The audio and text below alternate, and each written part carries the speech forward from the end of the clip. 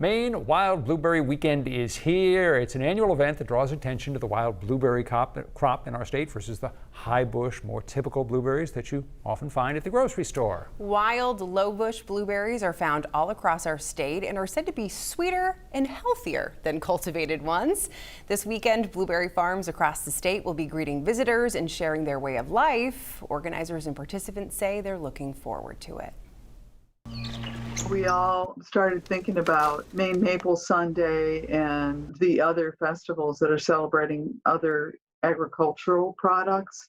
A lot of Mainers really don't even realize that wild blueberries are different and that they come from here in Maine, and that we have a commercial crop it's the biggest wild blueberry crop, and really we're usually in the top 3 of blueberry producers in the United States. Ron and Courtney, I know you guys are very busy this time of year, but not too busy to participate in this weekend.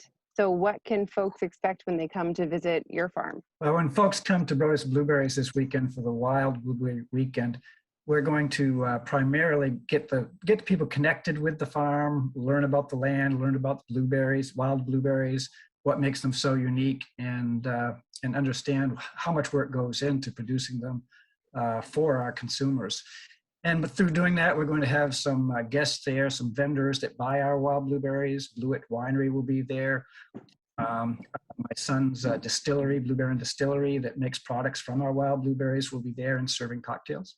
And we'll have a local author who will be reading Blueberries for Sal, my children's book, on top of one of our hills where you can see Camden Hills, Monhegan, and sometimes Mount Washington in the distance. So we're expecting it to be just a fun, festive activity, but really find a way for people to connect with the land and, most importantly, our wild blueberries. Hey, what about you, Courtney? What about your farm? We'll be doing very similar things to what Ron does. We'll be giving tours of the farm.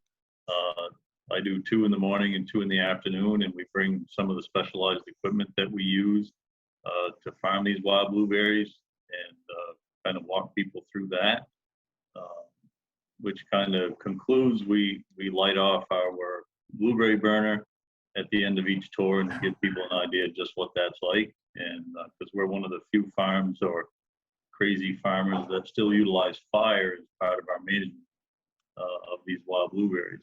And then we'll have fresh wild blueberry samples, all of our value-added products like jams and jellies and blueberry honey. And we'll also be letting people look at our fresh pack line, where people will be actually packing and processing the wild blueberries for sale while the folks are right there. So lots of photo opportunities and lots of good things to eat, a lot of blueberry baked goods, cheesecakes and pies. It'll be a great day. It sounds like a great day. Are you surprised that people are so interested in learning more about our wild blueberry crop? I think that we've come to a point here where everything is kind of coming together, the perfect storm. People are learning about how wonderfully nutritious and healthy wild blueberries are. COVID meant that people wanted to eat better, and they also wanted to get out and connect with their local farmers. And it's all just come together. And we first hosted the Wild Blueberry Weekend last year. We had 1,000 people show up over the 2 days. And it just goes to show the powerful influence that wild blueberries and getting to know your farmer really has. It's the only way we get our message out. And it's one thing to see it on a website or on a sign, but to actually contact or have a relationship with a local farmer and the guy that's boots on the ground producing this really high quality product that really showcases Maine, because it's where they come from. I mean, you can't buy wild blueberries. They don't grow those in California in the Central Valley. So this is a special thing. It's a way of life down here. We've been farming these wild blueberries since the early 1800s, and the Native Americans utilized them well before that. So I always take the time to try to get our message out about what we really have here and how special it is. Patricia Contour, who you heard from at the beginning of the story, says there are more than 70 locations to check out this weekend, from Portland to Cherryfield and beyond. Just check out our website and mobile app for more information. That blueberry pie looked fantastic. Yeah, real good. Just to state the obvious. When we return to